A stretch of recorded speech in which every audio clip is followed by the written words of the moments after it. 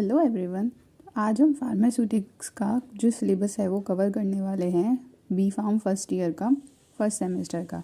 इससे पहले हम एचएपी का कर चुके हैं और हम एनालिसिस फार्मास्यूटिकल एनालिसिस का भी कर चुके हैं।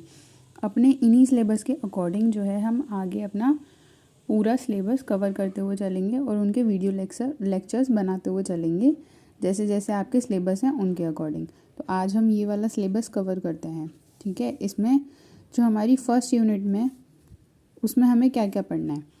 Historical background and development of profession of pharmacy, ये आपका फर्स्ट यूनिट का फर्स्ट चैप्टर है जिसके अंदर हमें क्या पढ़ना है। History of profession of pharmacy in India in relation to pharmacy. फिर एजुकेशन, इंडस्ट्री एंड ऑर्गेनाइजेशन। उसके बाद आता है फार्मेसी एज ए कैरियर। फिर है फार्माकोपिया। उसके बाद फार्माकोपिया के अंदर जो हमें पढ़ना है वो पढ़ना है इंट्रोडक्शन टू आईपी। आईपी मतलब इंडियन फार्माकोपिया, बीपी मतलब ब्रिटिश फार्माकोपिया, यूएसपी मतलब United state pharmacopoeia and extra pharmacopoeia. अब फार्माकोपिया का मतलब क्या है ये मैंने लास्ट वीडियो में बताया था। अगर आप लोगों में से किसी को पता हो तो प्लीज़ मुझे कमेंट सेक्शन में बताएं कि फार्माकोपिया का क्या मतलब है। और ये जो सब्जेक्ट है आपका फार्मास्यूटिक्स, ये काफ़ी इंपॉर्टेंट सब्जेक्ट है। अगर आप बी फार्म के बाद एम फार्म करना चाहते हो तो उसमें जो आपको स्ट्रीम मिलती है उसमें फार्मास्यूटिक्स भी मिलता है। तो आप शुरू से ही इस सब्जेक्ट को अच्छे से पढ़ते हुए चलें। फिर आपका दूसरा जो चैप्टर है वो है डोजेस फॉर्म्स। इसमें आपको क्या पढ़ना है, introduction to doses form, classification and definition. फिर आता है आपका प्रिस्क्रिप्शन। प्रिस्क्रिप्शन में क्या है, definition, parts of prescription, handling of prescription and errors in prescription.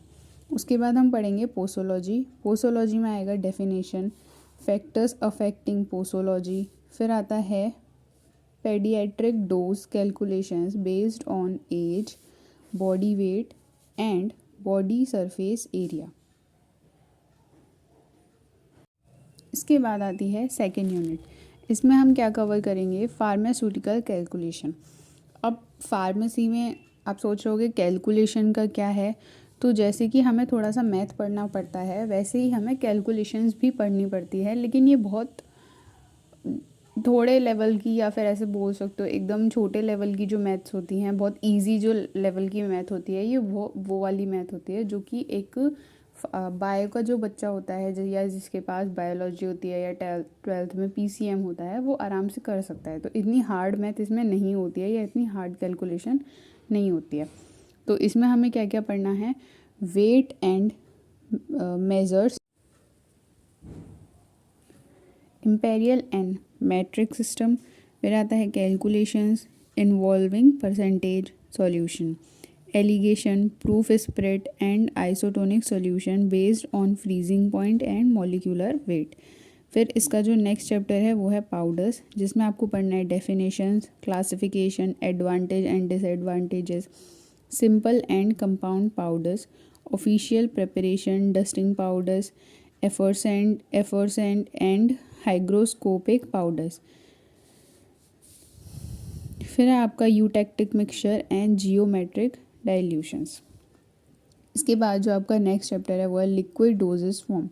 इसमें हम क्या पढ़ेंगे, advantages and disadvantages of liquid dosage form, excipients used in liquid dosage form, solubility enhancement और उसकी टेक्निक्स।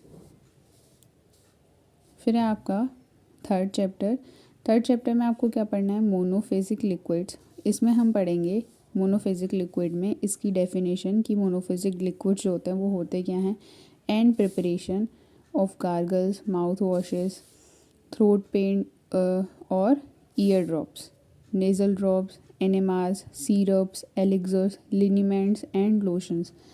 अगर एलिक्सर्स और सीरप में किसी को डिफरेंस पता होगी क्या होता है तो आप प्लीज़ मेरे को एक बार कमेंट सेक्शन में बताएं कि सिरप और एलिक्सर में क्या क्या डिफरेंस होता है। फिर है आपका बाईफेजिक लिक्विड। फिर नेक्स्ट चैप्टर है सस्पेंशंस। सस्पेंशन में क्या पढ़ेंगे, डेफिनेशंस, एडवांटेजेस एंड डिसएडवांटेजेस। उसके बाद classification and preparation of suspensions. फिर आ गया सस्पेंशन में ही हम पढ़ेंगे flocculated and deflocculated suspension and stability problems and methods to overcome.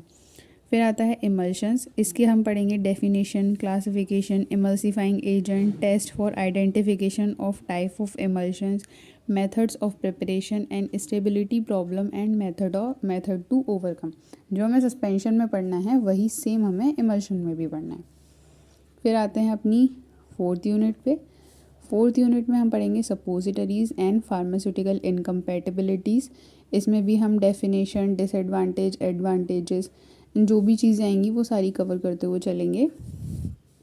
फिर आ गया यूनिट 5 में सेमी सॉलिड डोजेस फॉर्म।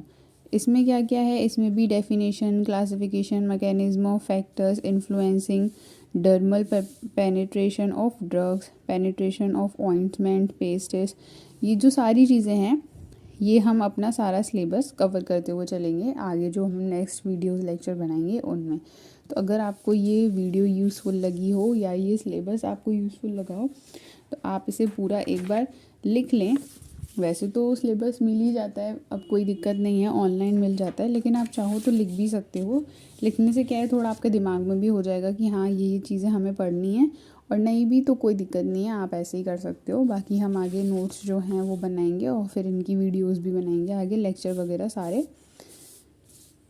तो आप करें, सिलेबस देखें और फिर आगे हम इसको कवर करेंगे पूरा। Thank you.